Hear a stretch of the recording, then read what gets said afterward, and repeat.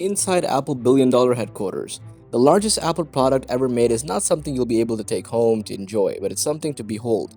Apple Park is the company's second campus built in Cupertino, California. It's one of the final products pitched by the late CEO Steve Jobs. The massive ring-shaped building is now an iconic symbol of Apple's dedication to design, green energy, and the future of technology.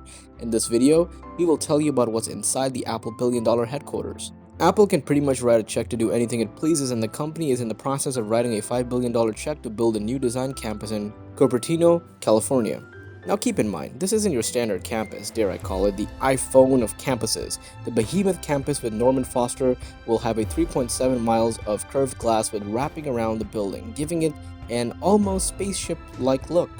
Apple's chief arborist, David Muffley, says the idea was to bring California back to Cupertino. Apple Park simply form conceals the innovation and futuristic ideas of what Apple Company is all about. The campus is Californian in spirit, open and connected to nature, and the product of remarkable collaboration. Its landscape and buildings from a seamless whole, the ring building Steve Jobs Theater, Fitness and Wellness Center, Visitors Center, and South Parking are all encompassed by flowing parkland that enhances the buildings as places to socialize, exercise, and work. The Apple Park is built on 176 acres and took 8 years to go through the planning, proposal, permit application, and construction processes. In 2017, the 12,000 Apple employees began working from the spaceship, filling in the four-story, 2,800,000 square foot building. While the building is immense, it's also eco-friendly. The structure is said to be one of the most energy-efficient structures ever built. The site is said to entirely powered from renewable energy with solar panels installed on the roof capable of generating 17 megawatts of power, which will be sufficient to power 75% of the building's power usage during peak daytime hours. The air flows freely between the inside and outside of the building, providing natural ventilation and obviating and the need for HVAC systems during 9 months of the year. This is achieved by using the 4,300 hollow concrete slabs, which act as the floors and ceilings as an innovative air conditioning system. In effect, this makes it a breathing building. There are now 9,000 trees on site, including indigenous oaks and orchids, as well as meadows, sports fields, terraces, and a secluded pond. During construction, the building structure was started by DPR Skansa, but they were removed from the job for undisclosed reasons. Rudolph and Sletton and Holder Construction completed the structure and interior build-out. True Beck Construction worked on the exterior landscaping, Steve Jobs Theater, and the Health and Fitness Center. Joni Ive was the chief design officer at Apple, and he has since left the company to start his own design firm. While Apple Park was under construction, Ive stepped away from leading the product design team to take more personal interest in the construction and design of the new campus. I've worked closely with the design firm Foster Plus Partners on this massive undertaking. His design influences are seen throughout the campus, and he speaks of Apple Park in this interview with Wallpaper magazine. As a design team, our goal has been in some ways to get design out of the way. I've said, we try to define a solution that seems so inevitable that it does recede. He stated this referring to the philosophy that is behind everything Apple designs. Even the stairs receive such scrutiny. There are so many connections between floors, he continued. There are light wells that go all the way down. You have visual connections to the floors and connections by the stairs. When discussing the building's flexibility, I have stated, our building is very configurable and can very quickly create large open spaces, or you can configure lots of smaller private offices. The building will change and it will evolve. The idea that the building could change as Apple changes was a driving factor behind much of the design.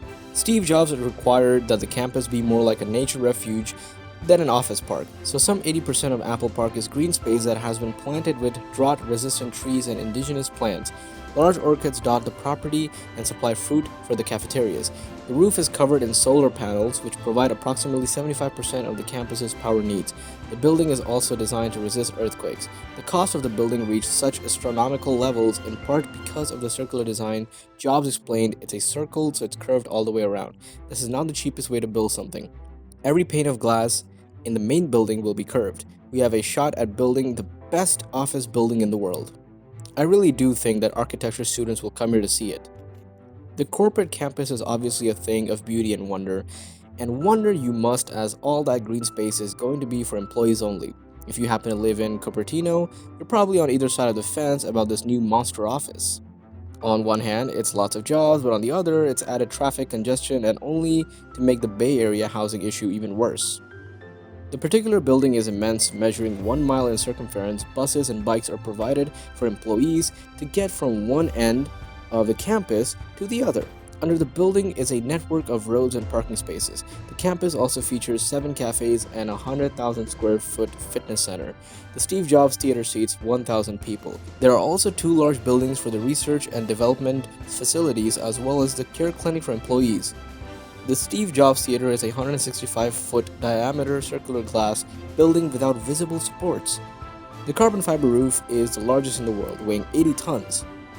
Underneath the glass structure underground is an auditorium seating 1,000 people. The theater won the Structural Artistry Award in 2018. The Apple Park campus was meant to be the ultimate workspace for the thousands of employees and houses. It was also meant to be the marvel that visitors could enjoy when conducting work or traveling for keynotes. The COVID-19 pandemic made this an impossible for months, but Apple made do. Starting with WWDC 2020, Apple held virtual conferences instead of inviting thousands of people to its campus. This allowed the company to expand its reach to more developers and consumers with highly produced videos rather than a stage performance. Drone footage and virtual screens made these conferences pop, with Apple Park serving as the perfect backdrop for Apple's major announcements. That's it for this video. Isn't this Apple Park the most amazing project of Apple? Let us know in the comment box. See you in the next video. Until then, goodbye.